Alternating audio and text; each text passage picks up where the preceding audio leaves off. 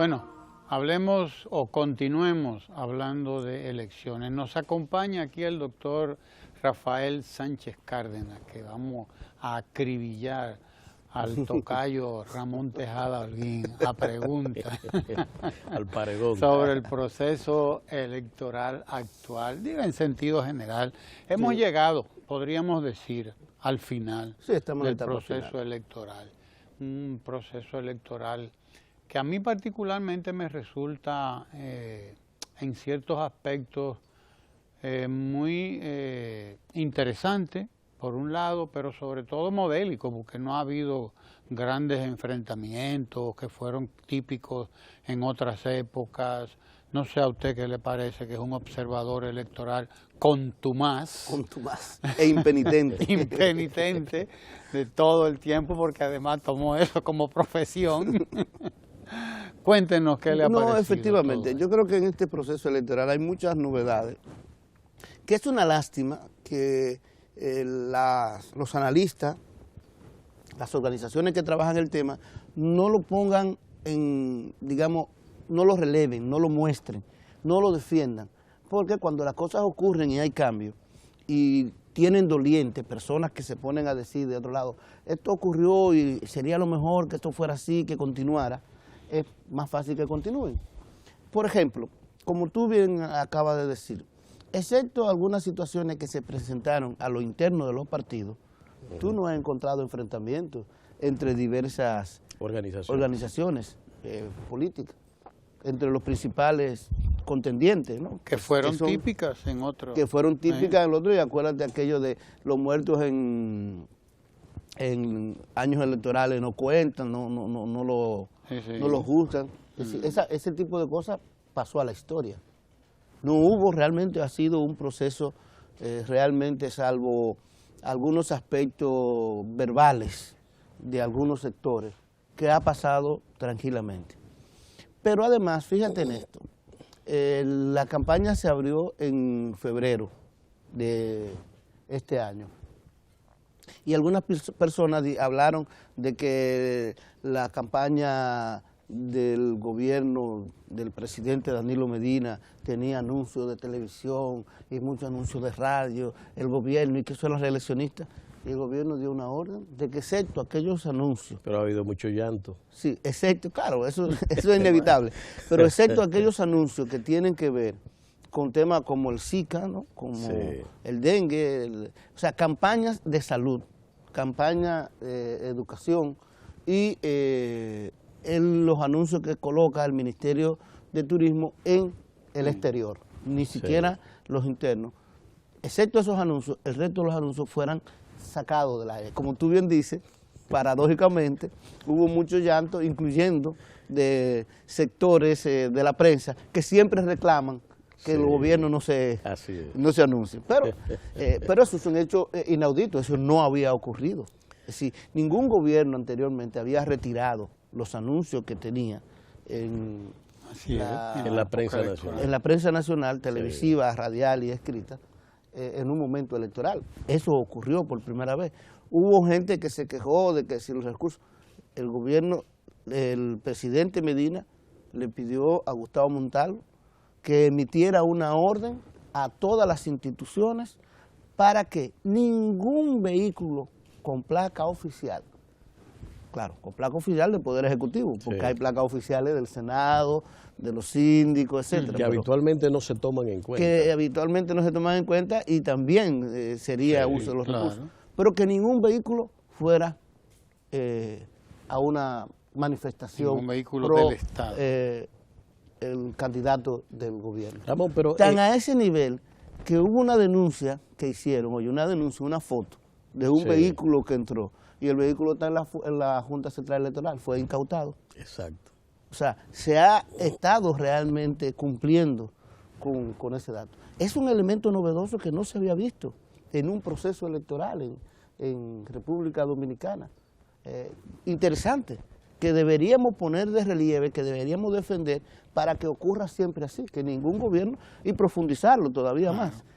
Lo ideal sería, yo lo digo la verdad, lo ideal sería que los gobiernos no se anuncien, excepto las campañas que son estrictamente necesarias. Ahora, si hacen eso, lo primero que van a gritar son los medios de comunicación. Claro. Que dicen, como gritaron. Es que el gobierno es un gran patrocinador de la publicidad privada. Claro. Es así. Bueno, solamente el Banco de Reserva, pero porque el Banco de Reserva es una institución descentralizada de servicios que, por razones obvias, en competencia con los otros bancos, tiene que anunciarse. Así es. Ramón, ¿significa eso que con poca violencia entre las organizaciones, esos pleitos tradicionales de los enfrentamientos, lo que se registra en este proceso son violencia interna en los partidos? No violencia entre los partidos propiamente dicho, sino hacia el interior, en la definición de candidaturas y cosas por el estilo. ¿Significa esto un indicador de que hay problemas hacia el interior de los partidos?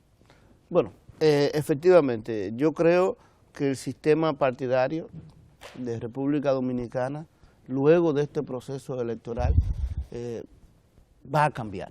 No es, fíjate que no estoy diciendo que no, va a cambiar efectivamente, porque no puede continuar como va. El Partido de la Liberación Dominicana en este momento, y sobre todo porque como lo dicen todas las encuestas, es seguro que va a ganar el proceso electoral, se va a ver en una disyuntiva grande de cambio necesario, que le va a impedir definitivamente continuar como es. Primero, porque a lo interno hay una redefinición del liderazgo. Ya no hay un centro único de liderazgo, ¿no? Hay una diversidad de liderazgo, pero además hay un liderazgo indiscutible, encarnado en el presidente Danilo Medina, dentro de ese partido, que le ha dado otra tónica, que le ha dado otra definición, que así como en el gobierno el presidente defiende todo aquello de poner el acento en la gente, de que la gente, la economía esté al servicio de la gente y no a la inversa, en el partido hay un reclamo de parte de la dirigencia de que la visión sea la misma, no los organismos, no la gente al servicio de los organismos, sino los organismos al servicio de la gente.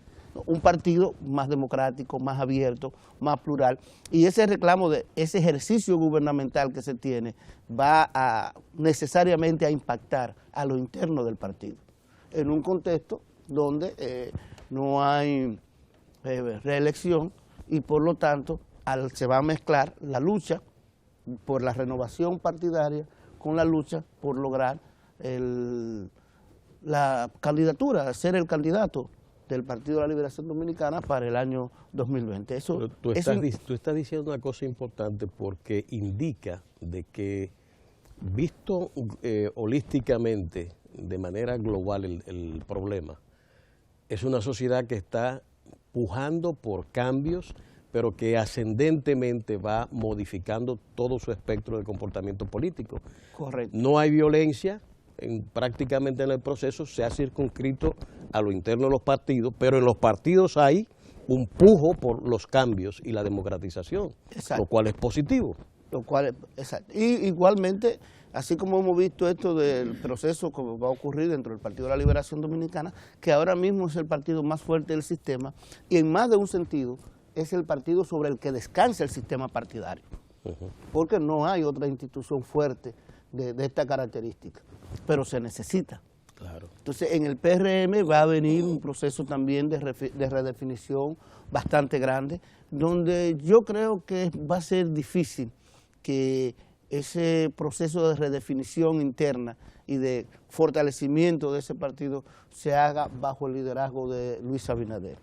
Ha demostrado muy poca capacidad de liderazgo, no firmeza, no tiene una visión de futuro. El comportamiento electoral que ha tenido ha sido errático, sin una estrategia clara, contrata uno por aquí, contrata el otro por allá. No hay una visión de programa, tampoco. Han presentado generalidades, pero no han colocado el acento sobre el programa de gobierno, sobre lo que van a hacer. No se conoce. Sí, y entonces tampoco ha llevado a cabo un proceso de fortalecimiento de esa organización política heredera de una parte importante del Partido Revolucionario Dominicano. Entonces, ahí va a haber dificultades. Y el combate entre los liderazgos va a ser quizá un poco más encarnizado, que el que se está viendo ahora mismo, que existe. No sé la tesitura de Hipólito Mejía, como esté, o el equipo de Hipólito Mejía, porque una buena parte del equipo tradicional de Mejía se fue del PRM, o sea, se había ido del PRD para el PRM, pero no soportó el PRM y regresó al PRD. Se supone que el PRM debería ser esa organización que se constituya en la opción diferente al Partido de la Liberación Dominicana. Pero yo realmente no estoy tan seguro de qué tanto pueda ser exitoso en estos próximos años, frente a la situación que ha tenido. Hay un reto, tanto para el PLD, porque no es cualquier cosa tener el 60% de la aprobación del electorado. Lo convierte en un partido con un peso específico muy considerable en la sociedad dominicana. Desde luego eso tiene una explicación, tiene la explicación en el liderazgo del presidente Danilo Medina, que es quien ha llevado a ese partido hasta ese punto, ¿no? Pero hay retos también para los otros. Lo hay para, como tú lo acabas de decir, para el PRM, pero lo hay para todos los otros partidos de esa oposición que aparecen muy diluidos. Muy difusos. Y sin identidad. O sea, por ejemplo, tú tienes un partido, Alianza País, que tiene bastante tiempo actuando en el sistema político dominicano. Pero Alianza País no tiene una identidad clara que no sea Guillermo Moreno. Y tú no puedes construir un partido. Fíjate que generalmente, o sea, tú no puedes construir un partido en el mundo moderno, democrático, plural, basado en una persona. Claro. Excepto porque antes se podía, pero estábamos hablando del liderazgo carismático tipo Juan Bosch, que tenían una tradición, que tenían un peso específico en la sociedad dominicana, tipo Joaquín Balaguer. Una tradición caudillista. Y venían de una tradición y de una sociedad que así lo permitía. Pero la sociedad actual, ese tipo de liderazgo no construye partidos. Fíjate cómo, dime 5 candidatos a senadores de Alianza País.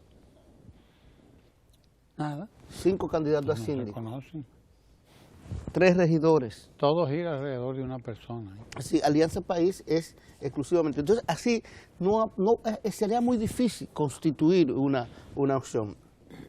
El de Minú todavía es muy reciente para uno especificar y ver, pero llama la atención, por ejemplo, en el caso de Minú y el partido Opción Democrática, llama la atención que saliendo de un partido grande y fuerte, no salió con sectores de ese partido. Fue prácticamente sola a fundar una organización nueva y diferente. Entonces, por fundar una organización en este mundo actual requiere de mucho esfuerzo, mucha dedicación, 24 horas al día y además muchos recursos y por lo tanto mucho apoyo de la gente. Además de tener una visión clara. Todavía, por lo menos en este proceso electoral, si se dan cuenta, una organización de ese tipo, pequeña, que está surgiendo, que pretende emerger, debió utilizar el proceso electoral esencialmente para precisamente darse a conocer, dar a conocer sus principios, sus características, su visión de sociedad, qué es lo que propone, cuál es el cambio que propone. Pero lo que algunos sociólogos llaman a esto una imaginación positiva, es decir, una forma de levantar esperanza a la gente, pero diciendo, nosotros somos esto, hacemos esto, somos demócratas, somos de tal orientación, estas son las propuestas. Pensemos en la propuesta de los candidatos. No hay, y a pesar de que hubo hasta un debate. Sin embargo, desde ese punto de vista, ellos se dedicaron a más bien lo que podríamos llamar la imaginación negativa. Esto está mal, aquello está mal, esto no sirve, esto es una cosa, esto no... Pero tú no puedes construir desde ese punto de vista, desde lo negativo, desde la negación, exclusivamente la negación, porque no es que no se critica, sino que sea exclusivamente la negación, tú no construyes una identidad propia. Claro. Tú necesitas la negación, pero también necesitas la afirmación. Niego y afirmo.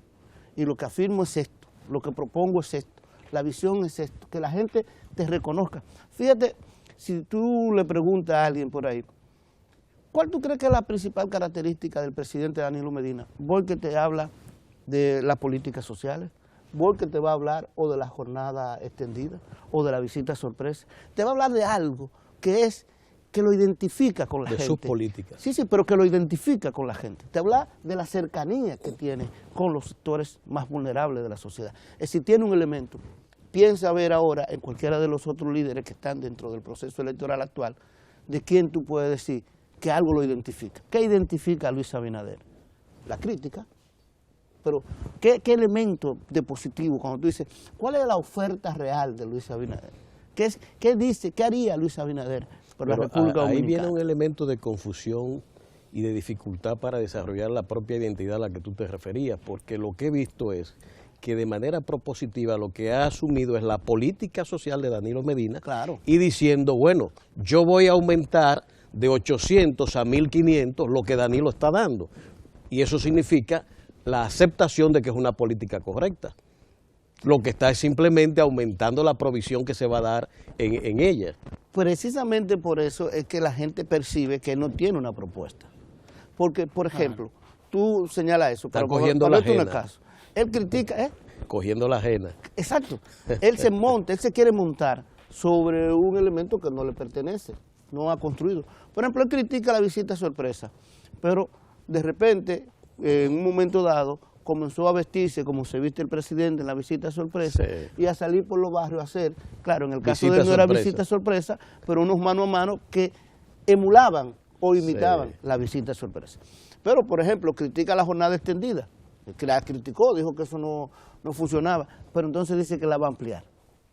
¿A cuántas horas dijo? Yo eso no lo vi. Sí, que va a mejorar. A 10. A 10, una cosa así. No, pero que la va a ampliar, la va a mejorar, va a ser en todo el país. Pero critica, por ejemplo, a ProSoli o ProSolidaridad, sí, sí, el programa que dirige la vicepresidenta de la República y que dirige este gobierno, dice que no, pero entonces promete que va a duplicar la mujer en ProSoli, que va a aumentar los recursos, y la gente te dice, pero es que no puede ser, ¿en qué cabeza cabe? Te dice que va a haber un pacto fiscal, que él promueve una reforma fiscal, pero entonces te dice que va a bajar los impuestos. Que va a bajar los impuestos. Pero ¿con qué dinero tú vas a hacer todo lo que dice si no tienes recursos? Claro. Entonces, por eso, fíjate que aunque él ha hablado de algunas cosas que pueden llamarse propuestas, la gente no percibe propuestas, porque exacto, no lo comunica como propuesta. Él comunica primero como crítica, y luego dice, voy a mantener esto. Entonces, tú no puedes desconectar ambas cosas. Tú no puedes decir que los programas de gobierno son clientelistas y criticarlo y acabar con ellos y después decir, y yo lo voy a duplicar. Y yo lo voy a duplicar y voy a aumentar el dinero para la gente.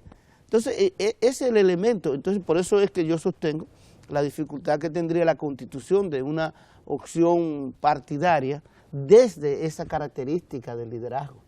Para una construcción partidaria correcta y necesaria, insisto, en República Dominicana, aquí se necesita una organización alternativa, fuerte, capaz.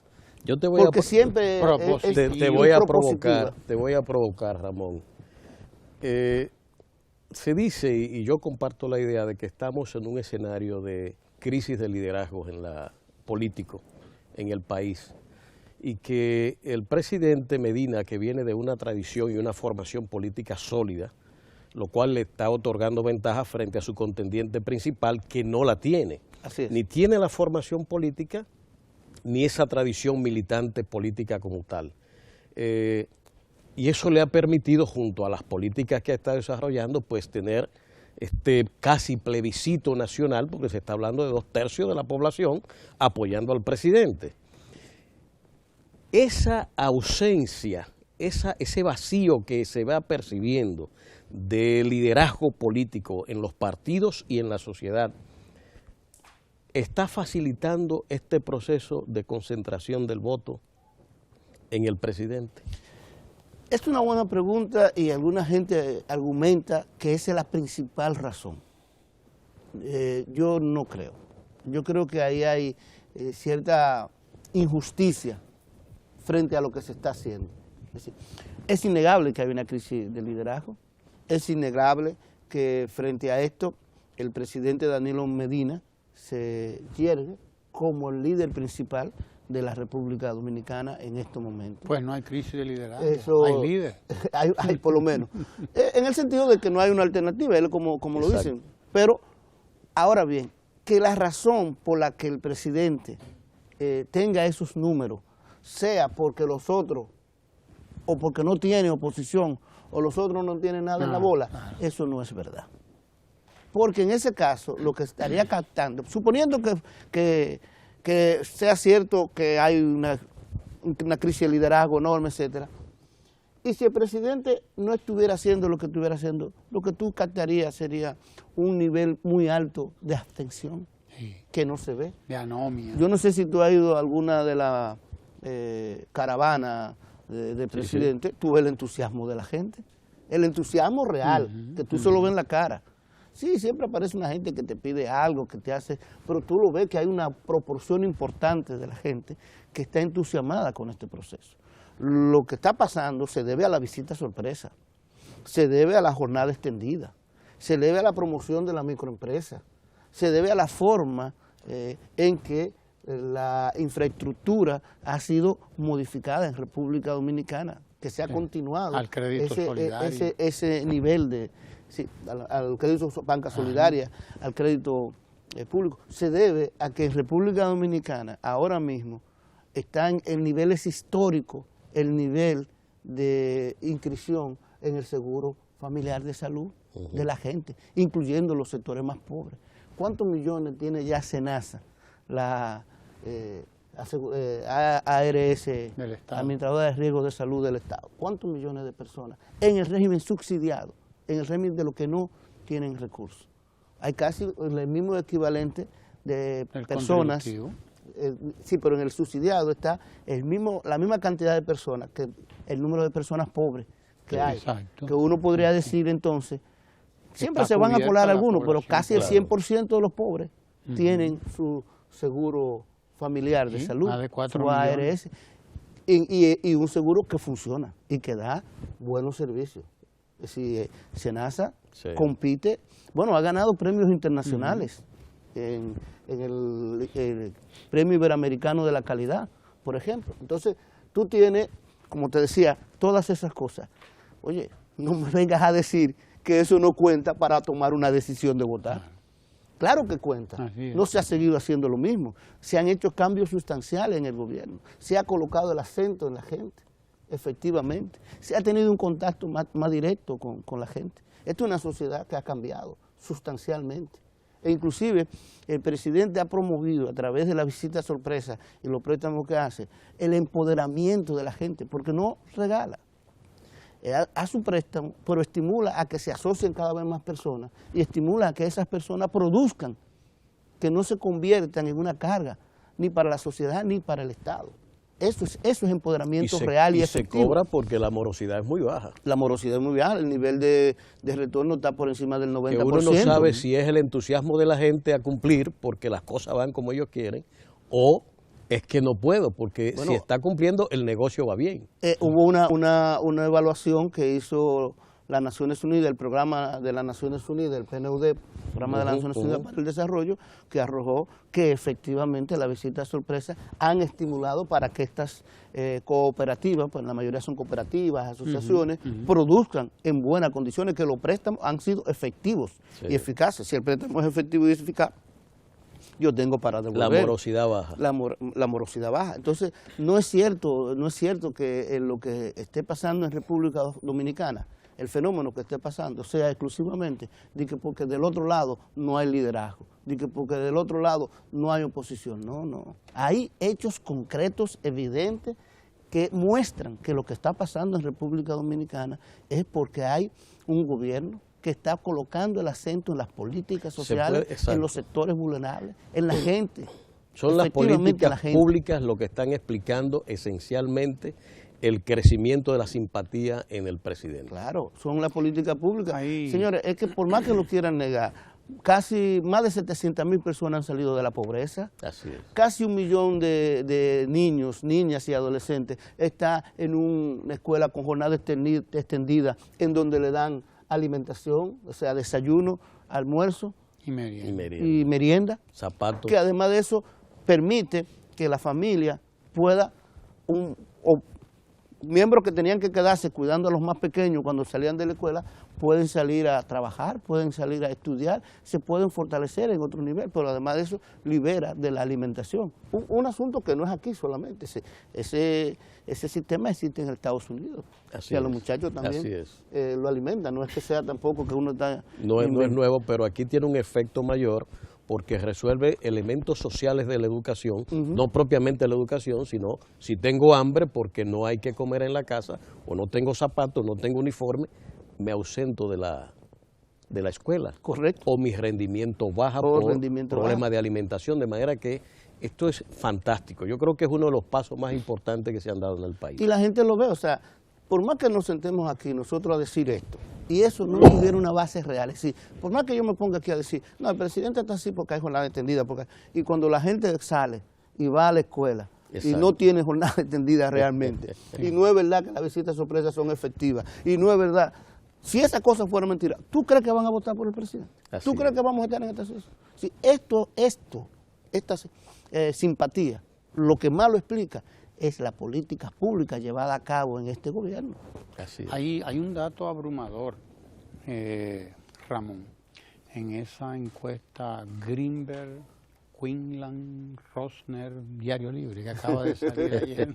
Sí, un trabalengua aquello, ¿no? Greenberg, la gente dice Greenberg. Greenberg ya. Que se mantiene, que se repite. No solamente la intención de voto del presidente, sino la aprobación del gobierno como tal, que está en el 80%, casi invariable. Decía esta señora que presentó la encuesta, Cristina Rice, algo así, ¿no? Que decía que quisieran los líderes latinoamericanos tener los números que tiene Danilo Medina aquí. Exactamente. Es algo inédito realmente. Es algo inédito, tener y no solo un la 80% de aprobación quiere decir que si restamos un 60 y pico de un 80, hay un margen de personas ahí aprobando la gestión de gobierno que no son PLDistas, que no van a votar por él probablemente, pero que sin embargo aprueban. O sea, ¿cómo leer esto? En otra encuesta, alrededor del 56% de los votantes PRMistas pensaban que el gobierno lo está haciendo bien.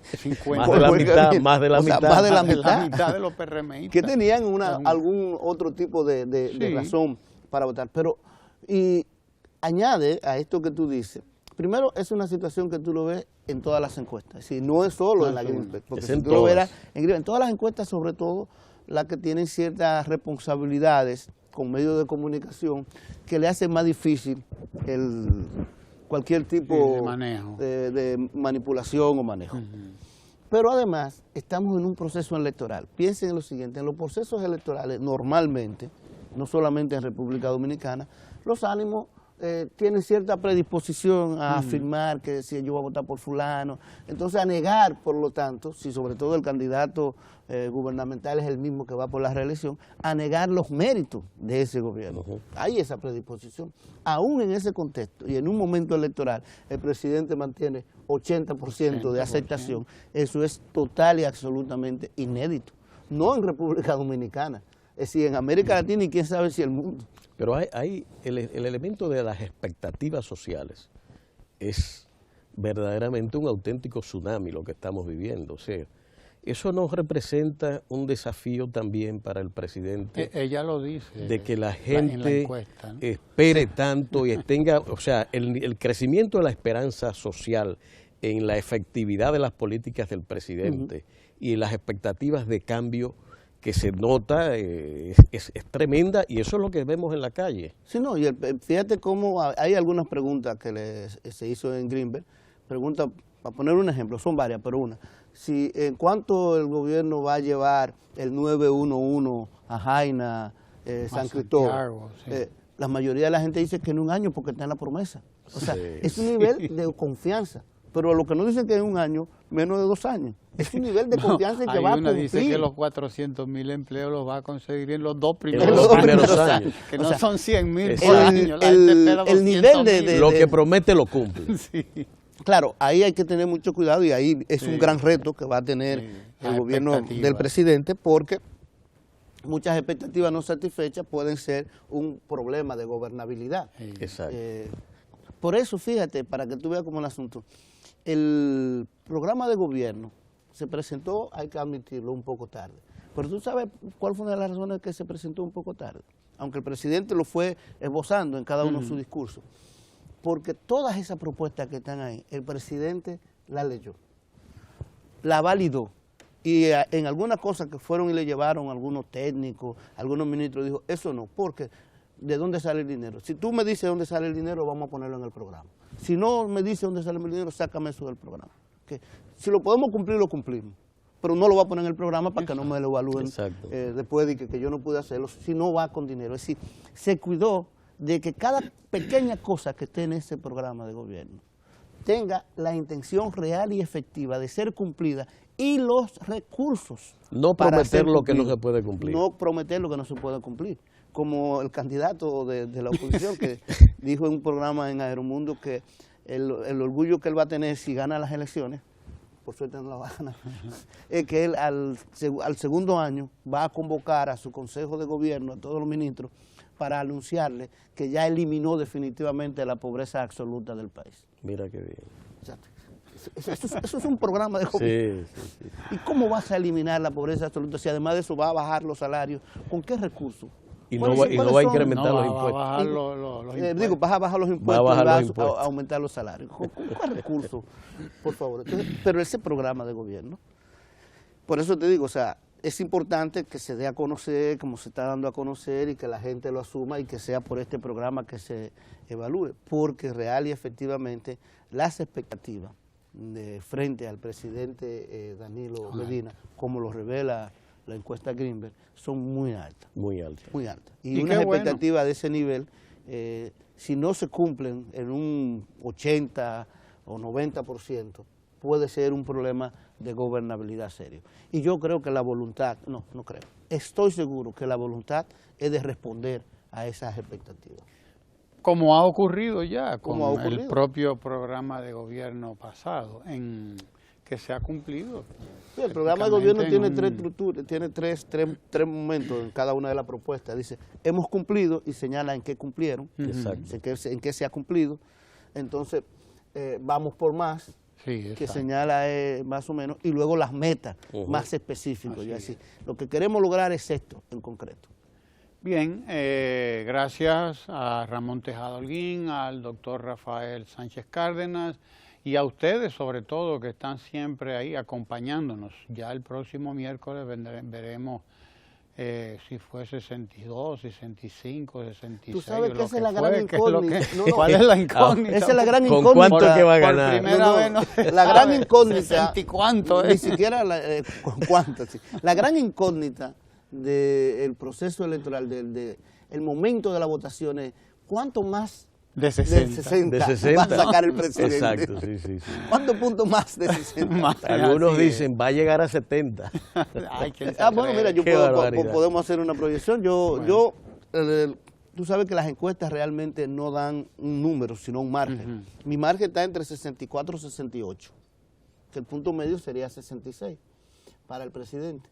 Y para Abinader sería 26, 30, como 30 como máximo. Guillermo Moreno menos de 5, alrededor de 3. Que es mucho. Que bastante, ¿no?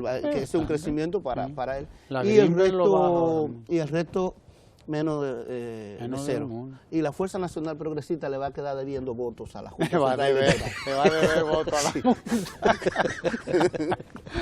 Quédese ahí que ahora viene Lucas Las tormentas, ¿verdad? De los ecos. Ecomundo, quédese ahí, no se vaya.